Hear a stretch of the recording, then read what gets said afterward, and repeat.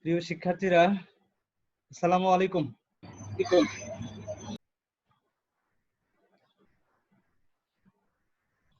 তোমরা শুনতে পাচ্ছ আমাকে? প্রিয় শিক্ষার্থীরা, তোমরা শুনতে পাচ্ছ আমাকে? জি স্যার। আচ্ছা, ওকে, থ্যাংক ইউ। তো সবাই ভালো আছো না?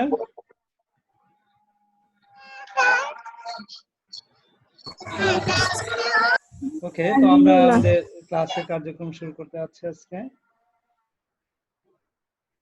জি স্যার, শুনতে পাচ্ছি। ওকে, সবাই ভালো আছো নিশ্চয়? জি স্যার, আপনি ভালো আছেন? হ্যাঁ, আলহামদুলিল্লাহ। তো আমরা আমাদের ক্লাসের কার্যক্রম শুরু করি। জি স্যার।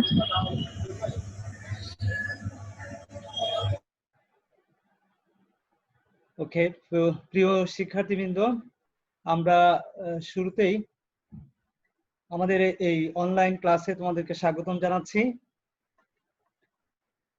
আজকের ক্লাসে লেকচার নাম্বার 4 সাথে আছি আমি Mohammad Badshah Alamgir, associate professor, department of marketing, Dhaka city college. আজকে আমরা যে চ্যাপ্টার নিয়ে আলোচনা করব সেটা হচ্ছে কন্ট্রাক্ট অ্যাক্টের চ্যাপ্টার 2.13, কন্ট্রাক্ট অফ এজেন্সি, অর্থাৎ প্রতিনিধিত্বের চুক্তি। তো এই চ্যাপ্টারে যে টপিকগুলো নিয়ে আমরা আলোচনা করব, চ্যাপ্টারটা আসলে বিশাল চ্যাপ্টার, অনেক বড় চ্যাপ্টার। দেখলাম প্রায় 34টা টপিক আছে। তো তার মধ্যে থেকে মোটামুটি বাছাই করে প্রায় 23-24টা টপিক আমি বাছাই করছি। সেগুলো মোটামুটি সংক্ষেপে যতটা সম্ভব টাচ করে যাওয়ার চেষ্টা করবো ইনশাআল্লাহ। হ্যাঁ, আর এগুলো খুব ছোট ছোট টপিক, অবশ্য ডিটেলস অতটা আলোচনা না করলেও চলবে। তো মোটামুটি প্রত্যেকটা টপিক সম্পর্কে আইডিয়া রাখাটা আমাদের জন্য আসলে জরুরি। তো সেই জন্যই আমি মোটামুটি এগুলো তোমাদের আলোচ্য সূচিতে রাখার চেষ্টা করছি। তো প্রিয় শিক্ষার্থীরা, তো আমাদের আজকের ক্লাসের কার্যক্রম আমরা শুরু অলরেডি করে ফেলছি। তারপরও আমরা ধারাবাহিকভাবে এই টপিকগুলো নিয়ে ইনশাআল্লাহ আলোচনা করব। ওকে, তো প্রথমেই ডেফিনেশন অফ এজেন্ট, অর্থাৎ প্রতিনিধির সংজ্ঞা। প্রতিনিধি বলতে আমরা কি বুঝি, প্রতিনিধি আমরা কাদেরকে বলি, এই বিষয়গুলো আমাদেরকে শুরুতে আমরা জানার চেষ্টা করব। প্রথমে দেখো, প্রতিনিধি কাদেরকে বলি আমরা। সাধারণত যে ব্যক্তি অপরের পক্ষ হয়ে কাজ করে তাকে আমরা সাধারণত প্রতিনিধি বলি। অর্থাৎ অপরের পক্ষ হয়ে কাজ করে। অপরের পক্ষ বলতে কি বোঝায়, মানে একজন আরেকজনের হয়ে যে কাজ করে, এটাই হচ্ছে বেসিক্যালি প্রতিনিধির বিষয়। অর্থাৎ যে ব্যক্তি অন্য কোনো ব্যক্তির পক্ষ হয়ে তৃতীয় কোনো পক্ষের সাথে কাজ করা বা চুক্তি সম্পাদন করার জন্য নিয়োগপ্রাপ্ত বা ক্ষমতাপ্রাপ্ত হয়ে থাকে, তাকেই আমরা মূলত প্রতিনিধি বলি। এখন এই বিষয়টাই 1872 সালের যে চুক্তি আইন আছে, সেই চুক্তি আইনে যদি আমরা দেখি তাহলে সেখানে কি বলা হচ্ছে সেটা একটু খেয়াল করি আমরা। আইনের 182 ধারাতে বলা হয়েছে, যে ব্যক্তি অন্য কোনো ব্যক্তির পক্ষে কোনো কাজ সম্পাদন করার জন্য অথবা তৃতীয় পক্ষের সাথে লেনদেনের জন্য অন্য কোনো ব্যক্তির হয়ে প্রতিনিধিত্ব করার জন্য নিযুক্ত হয়, তাকে আমরা প্রতিনিধি বলি। তো প্রিয় শিক্ষার্থীরা, নিশ্চয়ই বুঝতে পারছো প্রতিনিধি আসলে খুবই সহজ একটা টপিক। তারপর আমরা মোটামুটি একটু ধারণা নিয়ে গেলাম। এরপরে চলে আসো নেক্সট টপিকে, চলে যাচ্ছি আমরা। ডেফিনেশন অফ প্রিন্সিপাল পারসন, অর্থাৎ মুখ্য ব্যক্তি। মুখ্য ব্যক্তি বলতে আমরা আসলে কি বোঝাচ্ছি এখানে সেটা একটু জানার চেষ্টা করব আমরা। মুখ্য ব্যক্তির সংজ্ঞা, সাধারণ অর্থে যে ব্যক্তির পক্ষ হয়ে কোনো ব্যক্তি কাজ করে তাকে আমরা মুখ্য ব্যক্তি বা প্রধান ব্যক্তি বলি। তো অন্যভাবে যদি আমরা এটা এক্সপ্লেন করতে চাই তাহলে আমরা কিভাবে বলতে পারি, দেখো, যে ব্যক্তি তার পক্ষে প্রতিনিধিত্ব করার জন্য প্রতিনিধি নিয়োগ করে তাকে সাধারণত মুখ্য ব্যক্তি বলে। মূলত মুখ্য ব্যক্তি তার কাজের চাপ কমানোর জন্যই সাধারণত প্রতিনিধি নিয়োগ করে থাকে। এটা হচ্ছে মূল মুখ্য বিষয় আর কি। তার মানে আসল ব্যক্তি, মূল ব্যক্তি বা প্রধান ব্যক্তি যিনি, তার সাধারণত কাজ কমানোর জন্যই মূলত আমরা এজেন্ট বা প্রতিনিধি নিয়োগ করে থাকি। তো বাংলাদেশের প্রচলিত যে আইন আছে সে আইনে আসলে কি বলা হচ্ছে সেটা আমরা একটু দেখি। যে ব্যক্তি কোনো ব্যক্তির পক্ষে কোনো কাজ সম্পাদন করার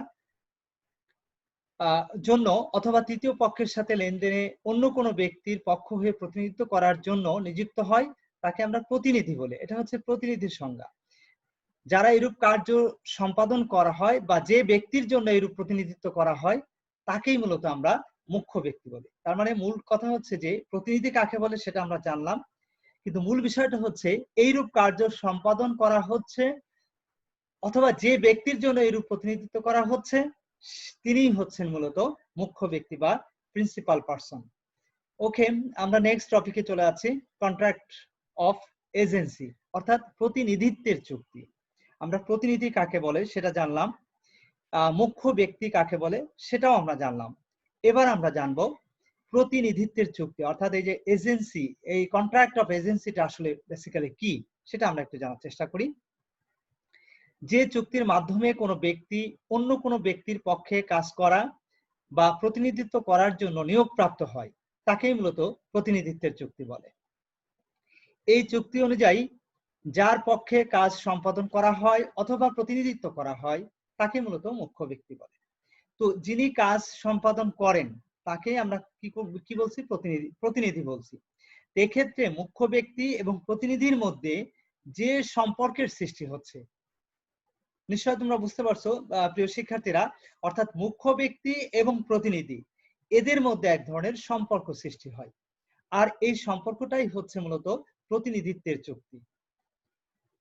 তো প্রিয় শিক্ষার্থীরা, নিশ্চয় তোমরা বুঝতে পারছো আসলে প্রতিনিধিত্বের চুক্তি বলতে আমরা কি বুঝি। নেক্সট টপিকে আমরা চলে যাই, ফাংশনস অফ অ্যান এজেন্ট অর্থাৎ প্রতিনিধির কাজ। একজন প্রতিনিধির কি কাজ, আসলে বেসিক্যালি তার কাজটা কি, মূল কাজ কি সেটা আমরা একটু জেনে নিই আমরা এই টপিকের মাধ্যমে। দেখো এখানে যেটা বলা হচ্ছে সেটা হচ্ছে এরকম যে যে ব্যক্তির মাধ্যমে প্রতিনিধি নিযুক্ত করা হয় সে চুক্তিতেই তাদের কার্যসীমা নির্দিষ্ট করে দেওয়া হয় এবং উক্ত সীমার মধ্যেই তাদেরকে কাজ করতে হয়। বস্তুত পক্ষে প্রতিনিধির কাজ হলো তৃতীয় পক্ষের সাথে কাজ সম্পাদন করা বা লেনদেন বা চুক্তি সম্পাদনের ক্ষেত্রে মুখ্য ব্যক্তির প্রতিনিধিত্ব করা। অর্থাৎ প্রতিনিধির কাজ তোমরা নিশ্চয় বুঝতে পারছো, অর্থাৎ মুখ্য ব্যক্তি যার হয়ে সে কাজ করছে তার প্রতিনিধিত্ব করা, তার হয়ে তৃতীয় পক্ষের সাথে কাজটা সম্পন্ন করে দেয়া, এটাই হচ্ছে বেসিক্যালি প্রতিনিধির কাজ। অর্থাৎ প্রতিনিধির এখানে মুখ্য ব্যক্তির পক্ষ হয়ে কাজ সম্পাদন করা, প্রতিনিধি মুখ্য ব্যক্তি বা তৃতীয় পক্ষের মধ্যে মধ্যস্থকারী হিসেবে অথবা উক্ত পক্ষসমূহের মধ্যে চুক্তিগত সম্পর্ক স্থাপনের ক্ষেত্রে এক ধরনের যোগসূত্র স্থাপনের কাজ করে থাকে মূলত এই প্রতিনিধি। তো প্রিয় শিক্ষার্থীরা, এটাই হচ্ছে মূলত প্রতিনিধির মূল কাজ। এরপরে আমরা চলে যাচ্ছি নেক্সট টপিকে, who can appoint an agent অর্থাৎ কে আসলে প্রতিনিধি নিয়োগ করতে পারে, প্রতিনিধি আসলে কে নিয়োগ করতে পারবে, কার নিয়োগ করার ক্ষমতা আছে সেটা আমরা একটু জানার চেষ্টা করি। এখানে একটু দেখো খেয়াল করে, সাধারণত চুক্তির মাধ্যমে প্রতিনিধি নিয়োগ করা হয়। প্রতিনিধি তো আর এমনি এমনি নিয়োগ করা হয় না, এটা চুক্তির মাধ্যমে সাধারণত আমরা প্রতিনিধি নিয়োগ করি। তো এক্ষেত্রে বলা হচ্ছে যে সে কারণেই চুক্তি সংশ্লিষ্ট পক্ষসমূহের চুক্তি সম্পাদনের যোগ্যতা থাকাটা কিন্তু খুবই জরুরি। যার চুক্তি সম্পাদনের যোগ্যতা রয়েছে কেবলমাত্র তিনিই কিন্তু প্রতিনিধি নিয়োগ করতে পারবেন। তো চুক্তি আইনের 183 ধারায় এ সম্পর্কে যেটা বলা হয়েছে সেটা হচ্ছে এরকম, যে কোনো প্রাপ্তবয়স্ক ও সুস্থ মস্তিষ্ক সম্পূর্ণ ব্যক্তি প্রতিনিধি নিয়োগ করতে পারে। অর্থাৎ এক্ষেত্রে দেখো আইনে কি বলা হচ্ছে, any person who is of the age of majority according to the law to which he is subject and who is of sound mind may employ an agent. তো এটাই হচ্ছে মূলত আইনের ধারাতে 183 সেকশনে এটা বলা হয়েছে কে প্রতিনিধি নিয়োগ করতে পারবে সে সম্পর্কে। প্রিয় শিক্ষার্থীরা, আমরা নেক্সট টপিকে চলে আসছি, কে প্রতিনিধি হওয়ার যোগ্য অর্থাৎ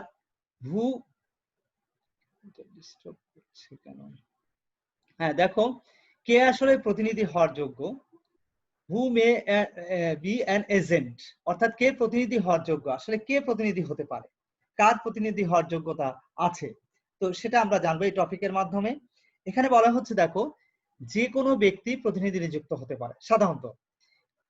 এক্ষেত্রে বলা হচ্ছে যে এমনকি নাবালক বা অসুস্থ মস্তিষ্ক সম্পন্ন ব্যক্তিও কিন্তু প্রতিনিধি হওয়ার যোগ্য বলে বিবেচিত হয়।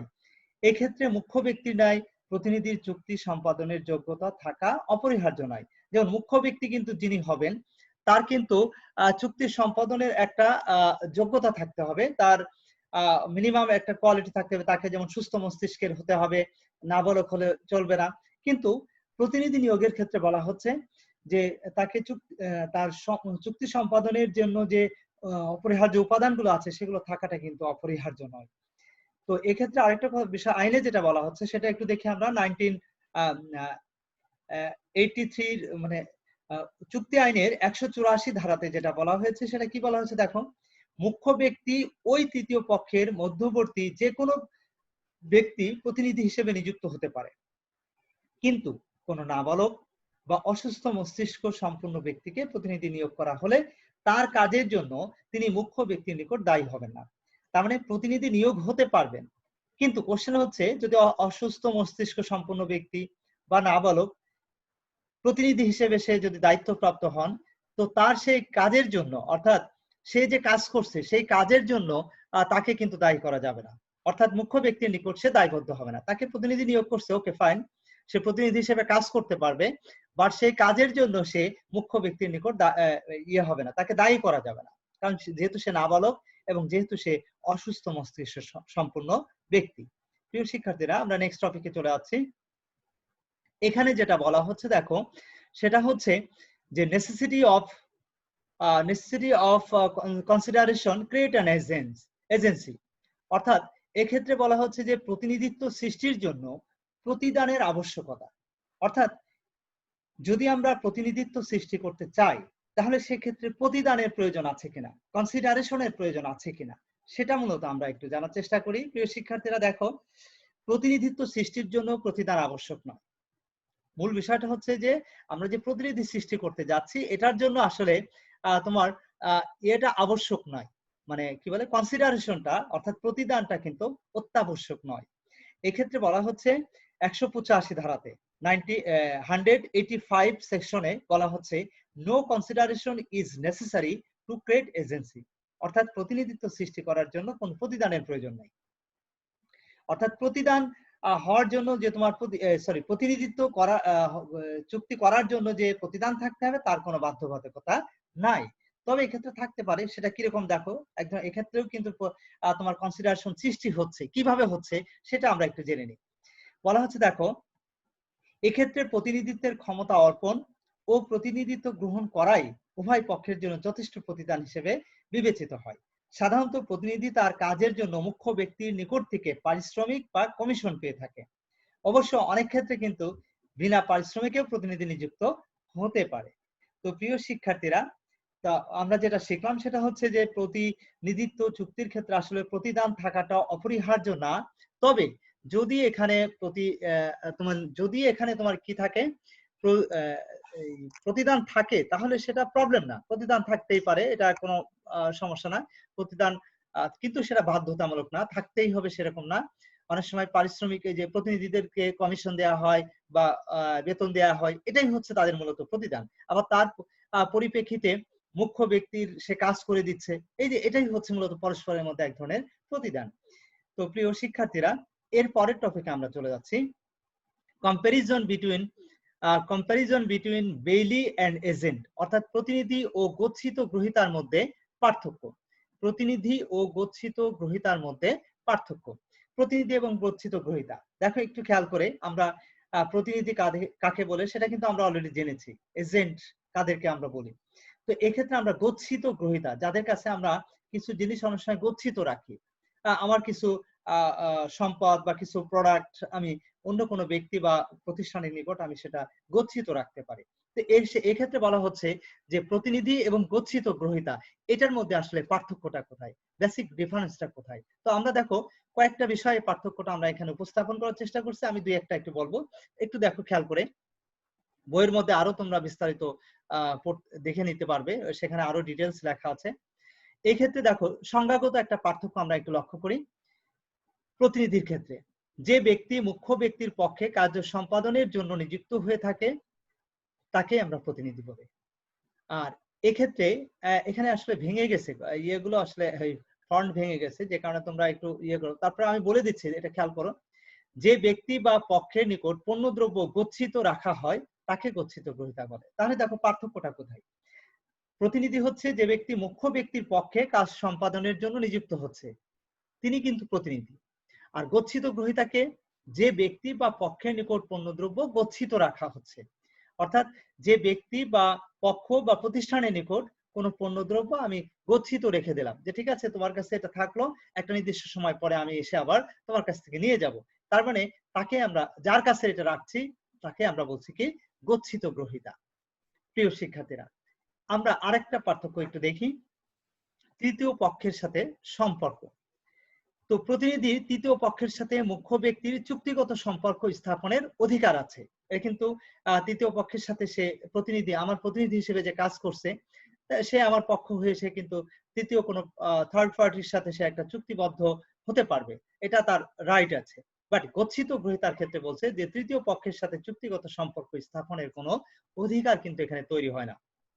আমি পণ্য তার কাছে গচ্ছিত রাখছি, কিন্তু সে আমার হয়ে অন্য কারোর সাথে কিন্তু সে আবার ওই পণ্যগুলো নিয়ে কোনো কাজ সে করতে পারবে না। তো এটাই ছিল মূলত প্রতিনিধি এবং গচ্ছিত গ্রহীতার মধ্যে বেসিক পার্থক্য। প্রিয় শিক্ষার্থীরা, আরো পার্থক্য আছে, তোমরা এটা দেখলে বুঝতে পারবা। আমি আর ডিটেলসে যাচ্ছি না, আমরা নেক্সট টপিকে চলে যাই। যেহেতু অনেকগুলো টপিকস আছে আমাদের আলোচনায়, সে কারণে আমরা প্রত্যেকটা টপিকের সাথে আমরা মোটামুটি টাচ করার চেষ্টা করবো ইনশাআল্লাহ। নেক্সট যে টপিকটা আসছে সেটা হচ্ছে ক্লাসিফিকেশন অফ এজেন্ট, অর্থাৎ প্রতিনিধি শ্রেণী বিভাগ। প্রতিনিধির শ্রেণী বিভাগ, প্রতিনিধিদেরকে আমরা কয়েকটা ভাগে ভাগ করতে পারি। তো শুরুতেই দেখো ক্লাসিফিকেশন গুলো একটু দেখো তোমরা স্লাইডের মধ্যে। প্রথমে দেখো প্রাধিকার বা ক্ষমতা সীমার ভিত্তিতে শ্রেণী বিভাগ। প্রাধিকার অথবা ক্ষমতার যে সীমা, তার ভিত্তিতে আমরা শ্রেণী বিভাগ করতে পারি। এক্ষেত্রে প্রতিনিধিদের কে আমরা দুই ভাগে ভাগ করছি বেসিক্যালি। একটা হচ্ছে তোমার সাধারণ প্রতিনিধি অর্থাৎ জেনারেল এজেন্ট, আর একটা হচ্ছে বিশেষ প্রতিনিধি। তো জেনারেল এজেন্ট আমরা কাদেরকে বলছি দেখো, জেনারেল এজেন্ট হচ্ছে তারাই যারা হচ্ছে যে কোনো মুহূর্তে সকল পরিস্থিতিতে মুখ্য ব্যক্তির হয়ে সবসময় সে পাশে থেকে কাজ করে, তার হয়ে মুখ্য ব্যক্তির হয়ে সবসময় সে কাজ করছে, এদেরকে আমরা জেনারেল প্রতিনিধি বলছি। আর বিশেষ প্রতিনিধি স্পেশাল এজেন্ট হচ্ছে সবসময় সে কিন্তু প্রতিনিধি হিসেবে কাজ করে না বা সবসময় মুখ্য ব্যক্তির পাশে থাকে না, সে স্পেশাল কোনো এজেন্ডা নিয়ে সে কাজ করে, নির্দিষ্ট কোনো কাজের জন্যই শুধুমাত্র তাদেরকে নিয়োগ করা হয়, এজন্য আমরা তাদেরকে বলছি স্পেশাল এজেন্ট বা বিশেষ প্রতিনিধি। তো প্রিয় শিক্ষার্থীরা, এরপরে 2 নম্বর দেখো, কাজের প্রকৃতি বা দায় দায়িত্বের ভিত্তিতে শ্রেণী বিভাগ। কাজের প্রকৃতি বা দায় দায়িত্বের ভিত্তিতেও আমরা প্রতিনিধিদেরকে কয়েক ভাগে ভাগ করতে পারি, সেটা একটু দেখো। নাম্বার ক, মার্কেন্টাইল এজেন্ট অর্থাৎ বাণিজ্যিক প্রতিনিধি। বাণিজ্যিক প্রতিনিধি আমরা কাদেরকে বলছি দেখো, বাণিজ্যিক প্রতিনিধি হচ্ছে কয়েক ধরনের হতে পারে, যারা হচ্ছে তোমার ব্যবসা বাণিজ্য পরিচালনার ক্ষেত্রে বা বিভিন্ন সময় বিভিন্ন ভাবে তারা প্রতিনিধি বা রিপ্রেজেন্টেটিভ হিসেবে কাজ করে থাকে। তো তারা কারা, তাদেরকে একটু আমরা তাদের সাথে আমরা একটু পরিচিত হই। যেমন প্রথমে দেখো চলে আসছে ব্রোকার, দালাল। তো দালাল কাদেরকে আমরা বলি, এটা তো আমরা জানি, শব্দটা খুবই পরিচিত আমাদের কাছে, ব্রোকার। এরা সাধারণত মুখ্য ব্যক্তি এবং তোমার ইসে থার্ড পার্টি যারা, তাদের মধ্যে এক ধরনের তোমার কি করে মধ্যস্থকারী হিসেবে কাজ করে, এবং এরা সাধারণত অধিকাংশ ক্ষেত্রে কমিশনের ভিত্তিতে তারা কাজ করে থাকে, অর্থাৎ এরা মুখ্য ব্যক্তি এবং তৃতীয় পক্ষ উভয়ের তোমার প্রতিনিধি হিসেবে কাজ করতে পারে।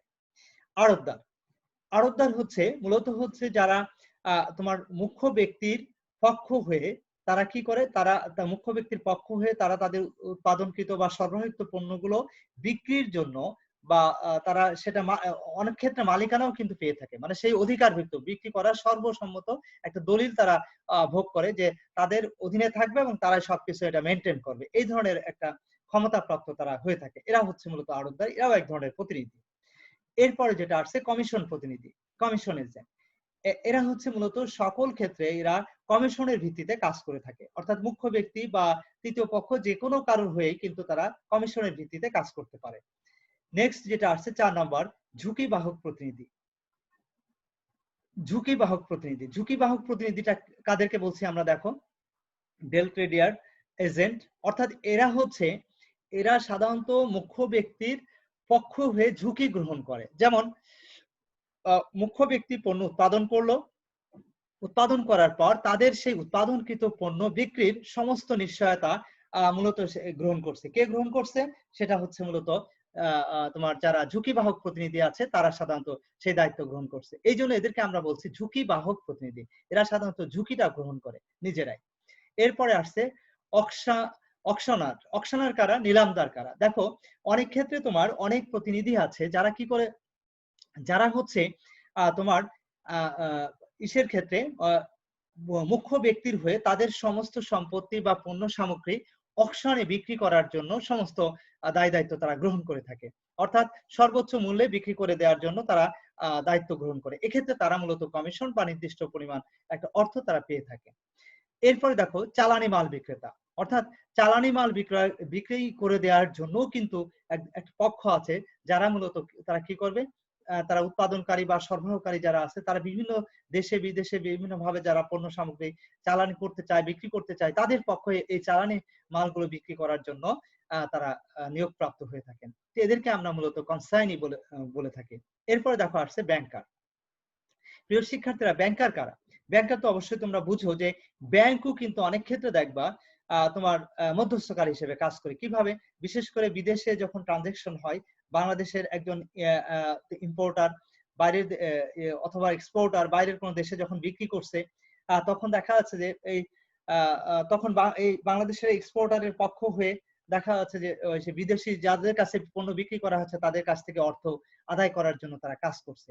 আবার দেখা যাচ্ছে বাংলাদেশের কোনো ইম্পোর্টার যারা পণ্য বিদেশ থেকে আমদানি করছে, তো তাদের পক্ষ হয়েও ব্যাংক অনেক সময় নিশ্চয়তা দিচ্ছে অর্থ প্রাপ্তির। তো এইভাবে ব্যাংকও কিন্তু প্রতিনিধি হিসেবে কাজ করে থাকে। এরপরে আসছে ইনভেন্টর হবে এটা মূলত।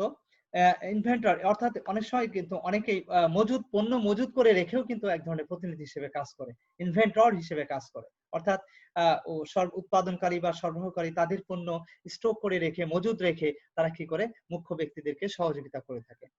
তো প্রিয় শিক্ষার্থী, এরপরে যেটা আসছে সেটা হচ্ছে নন মার্কেন্টাইল এজেন্ট, অর্থাৎ অবাণিজ্যিক প্রতিনিধি। অবাণিজ্যিক প্রতিনিধি দুই ধরনের হতে পারে, একটা হচ্ছে দেখো ব্যারিস্টার এন্ড অ্যাডভোকেট, আর একটা হচ্ছে অ্যাটর্নি। ব্যারিস্টার এবং অ্যাডভোকেট বলতে আমরা কি বোঝাচ্ছি? দেখো ব্যারিস্টার এবং অ্যাডভোকেট হচ্ছে যে যারা মূলত মক্কেলের পক্ষ হয়ে তারা কি করে, কাজ করে থাকে। এরা কিন্তু দেখো মুখ্য ব্যক্তির, মক্কেলই হচ্ছে এখানে মুখ্য ব্যক্তি, তো তাদের পক্ষ হয়ে তারা মামলা পরিচালনা করছে আদালতে। এমনকি তারা যদি কোনো মীমাংসা বা কোনো এরকম কোনো পরিস্থিতির সৃষ্টি হয়, তাহলেও সেক্ষেত্রে কিন্তু মুখ্য ব্যক্তির হয়ে বা মক্কেলের পক্ষ হয়ে তারা এই কাজটা করতে পারছে। এরপরে যেটা আসছে অ্যাটর্নি। অ্যাটর্নি ঠিক একই সিস্টেমে, তারাও কিন্তু মক্কেলের প্রতিনিধি হিসেবে কাজ করে এবং তারাও কিন্তু বিশেষ ক্ষেত্রে তারাও কিন্তু ক্ষমতাপ্রাপ্ত হয়ে থাকে। যে এরকম কোন পরিস্থিতির যদি সৃষ্টি হয়, যে পরিস্থিতিতে মামলাটা দেখা যাচ্ছে মীমাংসা করার প্রয়োজন হচ্ছে, সেই পরিস্থিতিতেও তারা কিন্তু প্রতিনিধি হিসেবে কাজ করতে পারবে। তো শিক্ষার্থীরা, এগুলোই ছিল মূলত ক্লাসিফিকেশন অফ এজেন্ট। নেক্সট টপিকে আমরা চলে যাচ্ছি, মেথডস অফ ক্রিয়েটিং এজেন্সি, অর্থাৎ প্রতিনিধিত্ব সৃষ্টির পদ্ধতি। প্রতিনিধিত্ব আসলে কিভাবে সৃষ্টি করা যায়, প্রতিনিধিত্ব সৃষ্টির পদ্ধতিগুলো কি, সেটা মূলত আমরা এখন জানার চেষ্টা করব আমাদের এই টপিকের মাধ্যমে। প্রিয় শিক্ষার্থীরা, দেখো সাধারণত চুক্তির মাধ্যমে কি হয়, প্রতিনিধিত্ব সৃষ্টি করা হয়, কিন্তু এইরূপ চুক্তি ব্যক্ত বা অব্যক্ত যে কোনো ধরনের হতে পারে। তো প্রতিনিধিত্ব সৃষ্টির ক্ষেত্রে কিছু পদ্ধতি আছে, সেই পদ্ধতিগুলোর সাথে আমরা এখন পরিচিত হব। Number 1, agency created by express contract, অর্থাৎ ব্যক্ত চুক্তির দ্বারা প্রতিনিধিত্ব সৃষ্টি। ব্যক্ত চুক্তির দ্বারা প্রতিনিধিত্ব সৃষ্টি। ব্যক্ত চুক্তি কি? Agency created by express contract, ব্যক্ত চুক্তির দ্বারা প্রতিনিধিত্ব। ব্যক্ত মানে বুঝতে পারছেন নিশ্চয়, যে যেখানে বলা থাকবে, স্পেসিফিকলি বলা থাকবে, সুনির্দিষ্ট কোনো কাজের কথা বলা থাকবে। তো সেই ধরনের চুক্তিকে আমরা বলছি তোমার কি বলে, এক্সপ্রেস কন্ট্রাক্ট। অর্থাৎ এক্সপ্রেস কন্ট্রাক্টের মাধ্যমে প্রতিনিধিত্ব সৃষ্টি হতে পারে, অর্থাৎ সরাসরি বলার মাধ্যমে কি কাজ করবে সে সম্পর্কে স্পেসিফিকলি বলা থাকবে, এটা বলে তার মাধ্যমে কিন্তু প্রতিনিধিত্ব সৃষ্টি হতে পারে। এরপরে যেটা আসছে, agency created by employed contract. Employed মানে কি?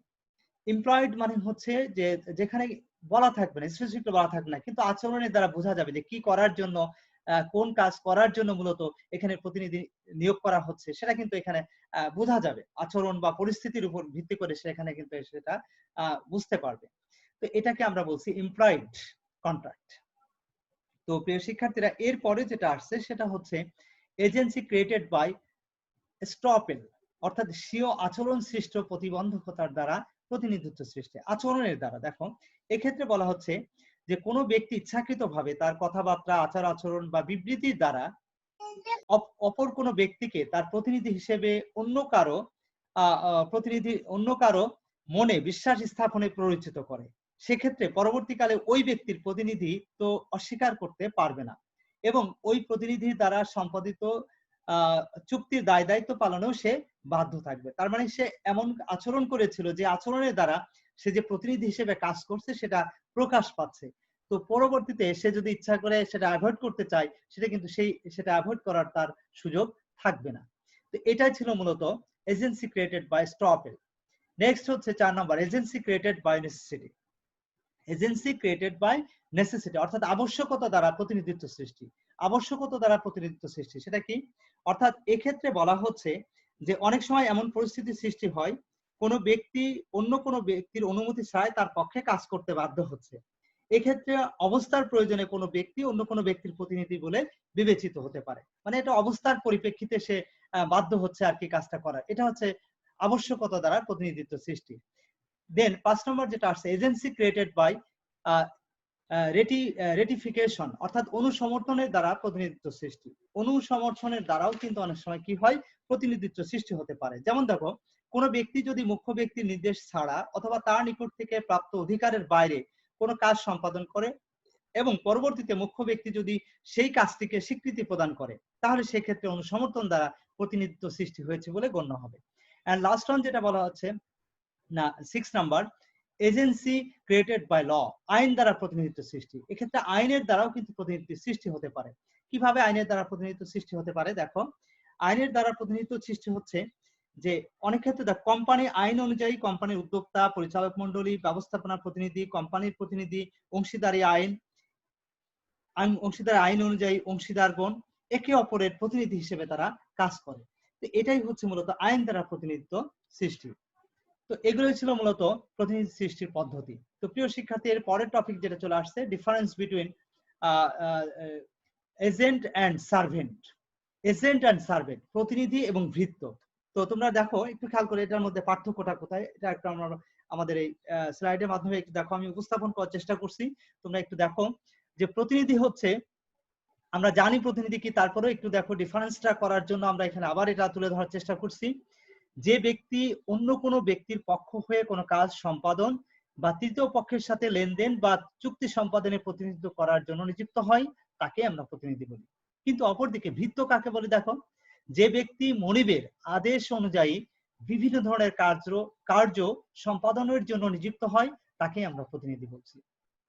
তো প্রিয় শিক্ষার্থীরা, এরপরে চলে আসো তোমার আরেকটা পার্থক্য আমরা দেখি। মুখ্য ব্যক্তির নির্দেশ অনুযায়ী কাজ করলেও প্রতিনিধি মুখ্য ব্যক্তির প্রত্যক্ষ কর্তৃত্বাধীন থাকে না।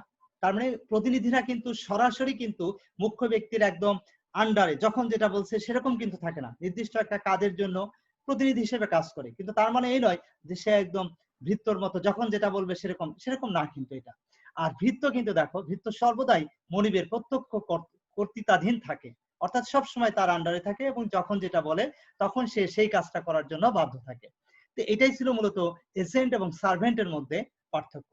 তো প্রিয় শিক্ষার্থীরা, আমরা নেক্সট টপিকে চলে যাচ্ছি, some special cases of the agency, অর্থাৎ প্রতিনিধিত্বের সম্পর্ক নিয়ে কতিপয় বিশেষ ক্ষেত্র। প্রতিনিধিত্বের সম্পর্ক নিয়ে কিছু ক্ষেত্র আছে, মানে যে কোনো ক্ষেত্রে এটা হতে পারে, স্পেশাল কিছু ক্ষেত্র আছে, সেটা আমরা একটু দেখার চেষ্টা করি। এক্ষেত্রে বলা হচ্ছে স্বামী স্ত্রী বা স্বামীর প্রতিনিধি হিসেবে স্ত্রী, অর্থাৎ পরস্পরের প্রতিনিধি হিসেবে এখানে কাজ করা। যদিও কিন্তু প্রত্যেকে, স্বামী যেমন এখন স্বাধীন একজন ব্যক্তি, স্ত্রী কিন্তু স্বাধীন একজন ব্যক্তি, তারা প্রত্যেকেই কিন্তু মুখ্য ব্যক্তি। আবার পরিস্থিতির কারণে কিন্তু তারা পরস্পরের প্রতিনিধি হতে পারে। তো এটাই জাস্ট বলা হচ্ছে যে প্রত্যেকে স্বাধীন ব্যক্তি, আলাদা ব্যক্তি হলেও কিন্তু পরিবেশ পরিস্থিতির উপর ভিত্তি করে তারাও কিন্তু পরস্পরের প্রতিনিধি হিসেবে কিন্তু তারা কাজ করতে পারবে। নেক্সট হচ্ছে attorney as an agent of his client, অর্থাৎ আইনজীবী বা মক্কেলের প্রতিনিধি হিসেবে আইনজীবী। বলা হচ্ছে যে মক্কেলের প্রতিনিধি হিসেবে আইনজীবী, এই যে দেখো আইনজীবীরা, একটু আগে আমরা আলোচনা করছিলাম ক্লাসিফিকেশনের মধ্যে যে সেখানে আসলে এই যে অ্যাটর্নি, অর্থাৎ অ্যাটর্নি যারা হচ্ছে কি করছে, একজন আইনজীবী সে কিন্তু মক্কেলের পক্ষ হয়ে কিন্তু সে মামলা পরিচালনা করছে, তার মানে এই ক্ষেত্রে কিন্তু সে প্রতিনিধি হিসেবে দায়িত্ব পালন করছে। এরপরে যেটা আসছে দেখো সেটা হচ্ছে তোমার ডাকঘর বা ব্যক্তি বিশেষের প্রতিনিধি হিসেবে ডাকঘরও কিন্তু কখনো কখনো এজেন্ট হিসেবে কাজ করে। তো প্রিয় শিক্ষার্থীরা, এক্ষেত্রে দেখা যাচ্ছে যে পোস্ট অফিসও কিন্তু মাঝে মধ্যে আমাদের পক্ষ হয়ে বিভিন্ন ধরনের কাজ করে দিচ্ছে। তার মানে এরাও কিন্তু এক ধরনের প্রতিনিধি হিসেবে কাজ করে। তো এগুলোই হচ্ছে সাম ক্ষেত্র, স্পেশাল সেক্টর বা পরিস্থিতি, যেটার উপর ভিত্তি করে কিন্তু প্রতিনিধি সৃষ্টি হয়। আর নেক্সট টপিক হচ্ছে এক্সটেন্ড অফ এজেন্ট অথরিটি, অর্থাৎ প্রতিনিধির ক্ষমতার সীমা। চুক্তি আইনের 188 এবং 189 ধারায় প্রতিনিধির ক্ষমতার সীমা সম্পর্কে যে আইনের বিধান আছে সেটা হচ্ছে এরকম। দেখো, সাধারণ ক্ষমতা, সাধারণ ক্ষমতাতে বলছে জেনারেল অথরিটি। চুক্তি আইনের 168 ধারায় বলা হয়েছে প্রতিনিধি কোনো কার্য সম্পাদনের জন্য ক্ষমতাপ্রাপ্ত হলে উক্ত কার্য সম্পাদনের জন্য আবশ্যকীয় সকল বৈধ কার্য বা পদক্ষেপ গ্রহণ করার ক্ষমতা লাভ করবেন। এক্ষেত্রে প্রতিনিধি কোনো ব্যবসা পরিচালনার জন্য ক্ষমতাপ্রাপ্ত হলে তিনি উক্ত ব্যবসা পরিচালনার জন্য আবশ্যকীয় বা স্বাভাবিকভাবে করণীয় সকল বৈধ কাজ করার ক্ষমতাপ্রাপ্ত হন। তো এটা ছিল সাধারণ ক্ষমতা। আর জরুরি অবস্থায় ক্ষমতার সীমাটা কি দেখো, এটা 189 ধারায় এটা এক্সপ্লেন করা হচ্ছে। কোন জরুরি পরিস্থিতিতে মুখ্য ব্যক্তিকে ক্ষতির হাত থেকে রক্ষা করার জন্য একজন সাধারণ জ্ঞান বুদ্ধি সম্পন্ন ব্যক্তি অনুরূপ পরিস্থিতিতে নিজের বেলায় যেরকম কাজ করতো সেরকম কাজ করার জন্য যে ক্ষমতা প্রাপ্ত হচ্ছে, ইনিও কিন্তু একজন প্রতিনিধি হিসেবে প্রতিনিধিত্ব ভোগ করতে পারে। তো এটাই ছিল মূলত প্রতিনিধির ক্ষমতা। তো প্রিয় শিক্ষার্থীরা, এরপরে যেটা আসছে দেখো, consequences of agent when he exceed his authority, অর্থাৎ প্রতিনিধি যখন তার ক্ষমতার সীমা লঙ্ঘন করে তখন তার পরিণাম কি হয় সেটাই আমরা একটু জানার চেষ্টা করি। দেখো, এক্ষেত্রে তার যে পরিণাম হতে পারে সেটা হচ্ছে এরকম।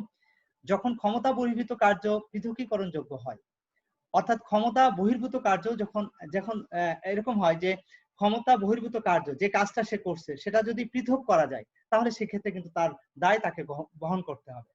2 নম্বর বলছে দেখো, যে ক্ষেত্রে ক্ষমতা বহির্ভূত কার্য পৃথকীকরণ যোগ্য নয়, আর যে ক্ষেত্রে বলছে ক্ষমতা বহির্ভূত কার্য পৃথক করা যায় না। হ্যাঁ, যে ক্ষেত্রে ক্ষমতা বহির্ভূত কার্য পৃথক করা যায় না, সেক্ষেত্রে কি হবে? সেক্ষেত্রে বলা হচ্ছে যে ক্ষেত্রে প্রতিনিধি ক্ষমতা বহির্ভূত কোনো কাজ সম্পাদন করে এবং ওই কার্য ক্ষমতা সীমার অন্তর্ভুক্ত কার্য থেকে পৃথক করা যায় না, সেক্ষেত্রে মুখ্য ব্যক্তি কাজের স্বীকৃতি দানে বাধ্য থাকবে না। 3 নম্বর যেটা বলা হচ্ছে, যে ক্ষেত্রে ক্ষমতা বহির্ভূত কাজের জন্য মুখ্য ব্যক্তি দায়ী, যে ক্ষেত্রে ক্ষমতা বহির্ভূত কাজ হলেও কিন্তু সেক্ষেত্রে মুখ্য ব্যক্তি দায়ী হবে, সেক্ষেত্রে কি বলা হচ্ছে? সেক্ষেত্রে বলা হচ্ছে দেখো, যে ক্ষেত্রে মুখ্য ব্যক্তি স্বীয় আচরণ সৃষ্ট প্রতিবাদকতার জন্য প্রতিনিধির ক্ষমতা অস্বীকার করতে পারে, অথবা বলছে যে ক্ষেত্রে প্রতিনিধির পরিসমাপ্তি ঘটলেও অন্যান্য সংশ্লিষ্ট পক্ষগুলো উক্ত পরিসমাপ্তির বিজ্ঞপ্তি সম্পর্কে অবহিত থাকে না, এই সকল ক্ষেত্রে মূলত তোমার মুখ্য ব্যক্তি দায়ী হবে। 4 নম্বর বলা হচ্ছে প্রতিনিধি কর্তৃক মিথ্যা বর্ণনা বা প্রতারণার পরিণাম। প্রতিনিধি যদি মিথ্যা বর্ণনা করে এবং সেক্ষেত্রে তার পরিণামটা আসলে কি দাঁড়াবে? এক্ষেত্রে বলা হচ্ছে যে যদি প্রতিনিধি বা প্রাপ্ত ক্ষমতা সীমার মধ্যে থেকেও মুখ্য ব্যক্তির পক্ষে কোনো কাজ সম্পাদন করে এবং সেক্ষেত্রে যদি মিথ্যা বর্ণনা বা প্রতারণার আশ্রয় গ্রহণ করে, তবে মুখ্য ব্যক্তি নিজে মিথ্যা বর্ণনা বা প্রতারণার আশ্রয় গ্রহণ করলে যে পরিণাম হতো, প্রতিনিধির ক্ষেত্রেও কিন্তু একই পরিণাম হবে। অর্থাৎ প্রতিনিধি যদি ক্ষমতা বহির্ভূত কোনো কাজ বিষয়ে মিথ্যা বর্ণনা বা প্রতারণা আশ্রয় গ্রহণ করে, তবে তার জন্য মুখ্য ব্যক্তি দায়ী হবে না। তো প্রিয় শিক্ষার্থীরা, এগুলো ছিল মূলত যদি ক্ষমতা বহির্ভূত কোনো কাজ প্রতিনিধি করে তাহলে তার পরিণাম কি হবে। নেক্সট যেটা আসছে, ডেফিনেশন অফ সাব এজেন্ট, প্রতিনিধির সংজ্ঞা। সাব এজেন্ট মানে হচ্ছে সহ প্রতিনিধি আর কি, অর্থাৎ এক্ষেত্রে সহ প্রতিনিধি বা উপপ্রতিনিধি। সাব এজেন্ট উপপ্রতিনিধির সংজ্ঞা কি সেটা আমরা একটু জানার চেষ্টা করি। প্রিয় শিক্ষার্থীরা, প্রতিনিধি যখন তার কাজে সহযোগিতা করার জন্য অন্য কোনো ব্যক্তিকে নিযুক্ত করে তখনই তাকে উপপ্রতিনিধি বলে। তার মানে প্রতিনিধি কিন্তু তার নিজে সহযোগিতা করার জন্য আরেকজনকে নিয়োগ দিচ্ছে আর কি, তার কাজে সহযোগিতা করার জন্য, তখনই তাকে আমরা বলছি উপপ্রতিনিধি। তো প্রিয় শিক্ষার্থীরা, এর পরের টপিকে আমরা চলে যাই, কারণ সহজ জিনিসগুলো নিয়ে আমরা বেশি সময় নিতে চাই না। ডেফিনেশন অফ কোএজেন্ট, অর্থাৎ সহপ্রতিনিধির সংজ্ঞা। সহপ্রতিনিধি, কোএজেন্ট, সহপ্রতিনিধি কাদেরকে আমরা বলবো? দেখো, এক্ষেত্রে যেটা বলা হচ্ছে যে মুখ্য ব্যক্তির নিকট থেকে ক্ষমতা প্রাপ্ত হয়ে তার পক্ষে প্রতিনিধিত্বমূলক কাজের অংশবিশেষ সম্পাদনের জন্য প্রতিনিধি নিয়োগপ্রাপ্ত ব্যক্তিকে আমরা সহপ্রতিনিধি বলছি। অর্থাৎ মুখ্য ব্যক্তির নিকট থেকে ক্ষমতা প্রাপ্ত হলো প্রতিনিধি এবং তার পক্ষ হয়ে প্রতিনিধিত্বমূলক কাজের অংশবিশেষ সম্পাদনের জন্য আবার সে আরেকজন ব্যক্তিকে সে কি করছে, নিয়োগ দিচ্ছে, তাকেই মূলত বলা হচ্ছে সহপ্রতিনিধি। প্রিয় শিক্ষার্থীরা, এর পরের টপিকে আমরা চলে যাচ্ছি difference between sub agent and co agent. অর্থাৎ এই সাব এজেন্ট এবং কো এজেন্টের মধ্যে আমরা তাহলে পার্থক্য কি দেখলাম, তাহলে এটার ডিফারেন্সটা দেখলে আমরা আরো ক্লিয়ার হয়ে যাবে দুইটা সম্পর্কে। উপপ্রতিনিধি আর সহ প্রতিনিধি, সাব এজেন্ট এবং কো এজেন্ট। যে ব্যক্তি প্রতিনিধিত্বের কাজে মূল প্রতিনিধি কর্তৃক নিযুক্ত হয় এবং তার নিয়ন্ত্রণাধীনে কর্মরত থাকে তাকে উপপ্রতিনিধি বলে। আর সহপ্রতিনিধি কি, এটা মুখ্য ব্যক্তির নিকট থেকে প্রাপ্ত ক্ষমতা বলে প্রতিনিধিত্বমূলক কাজের অংশবিশেষ সম্পাদনের জন্য প্রতিনিধি কর্তৃক নিয়োগপ্রাপ্ত ব্যক্তিকে মূলত সহপ্রতিনিধি বলে। প্রিয় শিক্ষার্থীরা, এটা ছিল বেসিক ডিফারেন্স। আরো পার্থক্য তোমরা বই থেকে বিস্তারিত পড়ে নিতে পারবে ইনশাআল্লাহ। ওকে, নেক্সট টপিকে আমরা চলে যাচ্ছি। এজেন্ট এজেন্ট হচ্ছে এরপরে যে টপিকটা আসছে সেটা হচ্ছে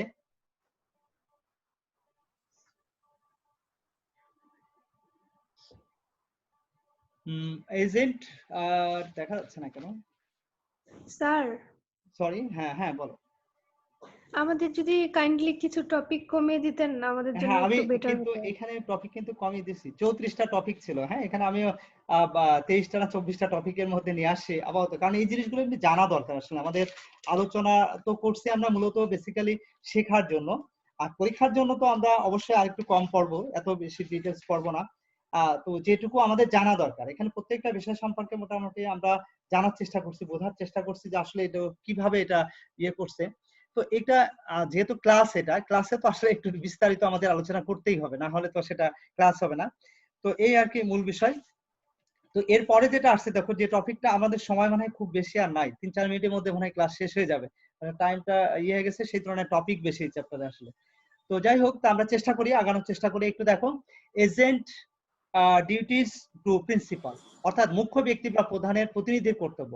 মুখ্য ব্যক্তির প্রতি প্রতিনিধির কর্তব্য কি, সেক্ষেত্রে একটু দেখো। মুখ্য ব্যক্তির নির্দেশ অনুযায়ী অথবা প্রচলিত রীতি অনুযায়ী কার্য সম্পাদন। মুখ্য ব্যক্তির নির্দেশ যেভাবে দিবে বা প্রচলিত যে রীতিনীতি আছে সেটা সিস্টেম মেনটেন করে সে তার কাজ সম্পন্ন করবে।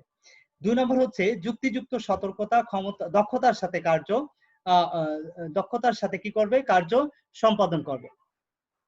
এরপরে দেখো, সঠিক হিসাব দাখিল, সঠিক যে হিসাব, হ্যাঁ, সেটা মূলত প্রপারলি সে দাখিল করবে।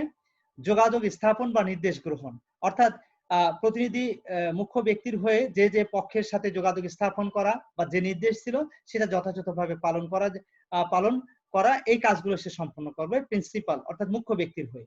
5 নম্বর যেটা বলছে, নিজের হিসাবে লেনদেন না করা, অর্থাৎ নিজের হিসাবে বলতে বোঝানো হচ্ছে নিজের পার্সোনাল বিষয়গুলো সেখানে ইনক্লুড না করা। হ্যাঁ, অর্থাৎ এক্ষেত্রে মুখ্য ব্যক্তি কর্তৃক নিযুক্ত যে কাজগুলো আছে সেগুলোই শুধুমাত্র তার হিসাবের মধ্যে নিয়ে আসতে হবে।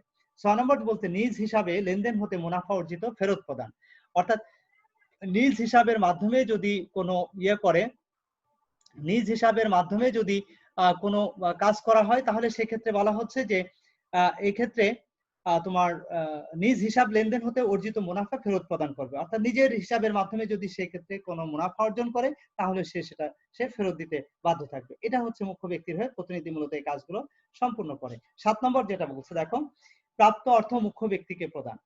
তারপরে এই প্রতিনিধি হিসেবে দায়িত্ব পালন করা অবস্থায় যে সমস্ত অর্থ সে পাবে সেটা মুখ্য ব্যক্তিকে প্রদান করবে। 8 নম্বর বলছে মুখ্য ব্যক্তির মৃত্যু বা মস্তিষ্ক বিকৃতি তার স্বার্থ রক্ষা করবে। প্রাপ্ত সকল তথ্য মুখ্য ব্যক্তিকে অবহিত করবে। কোনো গোপন লাভ না করা, কোনো তথ্য গোপন না করা বা গোপনে লাভও না করা, প্রতিকূল মালিকানা স্থাপন না করা, তারপরে কর্তব্য এবং স্বার্থের সংঘাত পরিহার করা, এবং লাস্ট ওয়ান যেটা বলছে কর্তৃত্ব হস্তান্তর না করা। তো এই কাজগুলো সাধারণত মুখ্য ব্যক্তির হয়ে সাধারণত প্রতিনিধি পালন করে থাকে। রাইটস অফ এজেন্ট, প্রতিনিধির কিছু অধিকার আছে, সেই অধিকারগুলো কি দেখো, রাইট টু রিটেন ক্রেডিট, অর্থাৎ পাওনা আটক রাখার অধিকার থাকবে। পারিশ্রমিক পাওয়ার অধিকার থাকবে তাদের। প্রতিনিধির পূর্ব শর্ত যেটা আছে সেটা সে পালন করার অধিকারভুক্ত হবে। ক্ষতিপূরণ পাওয়ার অধিকার হবে। সেক্ষেত্রে 3টা কাজ আছে দেখো, আইনসম্মত কার্য সম্পাদন হতে হবে, সরল বিশ্বাসে কাজ সম্পাদন করতে হবে, মুখ্য ব্যক্তির অদক্ষতা বা অবহেলা করা যাবে না। তো এই কাজগুলো সাধারণত প্রপারলি সে করবে। কম্পেল টু ডু ডিউটিস, অর্থাৎ কর্তব্য পালনে বাধ্য করা। এবং লাস্ট ওয়ান যেটা বলছে প্রতিমধ্যে পণ্য আটক রাখারও অধিকার হবে, অর্থাৎ এই প্রতিনিধির এই অধিকারগুলো মূলত সে মেনটেন করতে পারবে। রাইটস অফ প্রিন্সিপাল, মুখ্য ব্যক্তির কিছু অধিকার আছে, সেই অধিকারগুলো দেখো, প্রতিনিধির কর্তব্য বলবৎ করার অধিকার, ক্ষতিপূরণ পাওয়ার অধিকার,